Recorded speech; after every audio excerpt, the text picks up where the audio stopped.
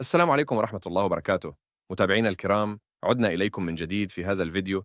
نتحدث عن مفاجآت كبرى أثارتها الساعات الماضية في عالم كرة القدم.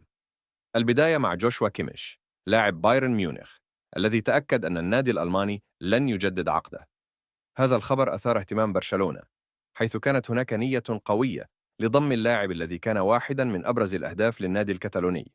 ومع ذلك، يبقى السؤال المطروح: هل لا يزال من المفيد التعاقد مع كيميش أم أن الوقت فات؟ شاركونا آراءكم في التعليقات.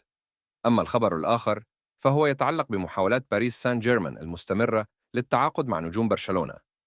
رغم نجاحهم في السابق بضم لاعبين مثل نيمار وميسي وديمبلي، إلا أن النادي الفرنسي واجه صعوبة في السنوات الأخيرة للحصول على أسماء بارزة مثل لامين يامال، بيدري، غافي، وفرينكي دي يونغ. مؤخرا أبدى باريس اهتمامه بلاعب خط الوسط الشاب مارك كاسادو، حيث يقال إن النادي مستعد لتقديم عرض يتراوح بين 40 و 55 مليون يورو. مارك كاسادو أصبح ركيزة أساسية في تشكيلة برشلونة خلال المباريات الأخيرة، مما دفع النادي لإعادة تقييم احتياجاته في هذا المركز. اللاعب الشاب أثبت جدارته بملء الفراغ في خط الوسط، ورغم ذلك فإنه لا يعتبر لاعبا غير قابل للبيع. النادي قد يفكر في بيعه للاستفادة من المبلغ المالي الكبير، لكن المشجعين يرون أن ذلك سيكون خطأ فادحا.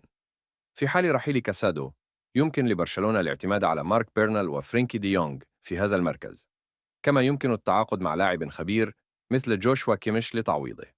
ومع ذلك، يبقى القرار النهائي بيد إدارة النادي، التي ستأخذ بعين الاعتبار آراء الجماهير والمصلحة العامة للفريق.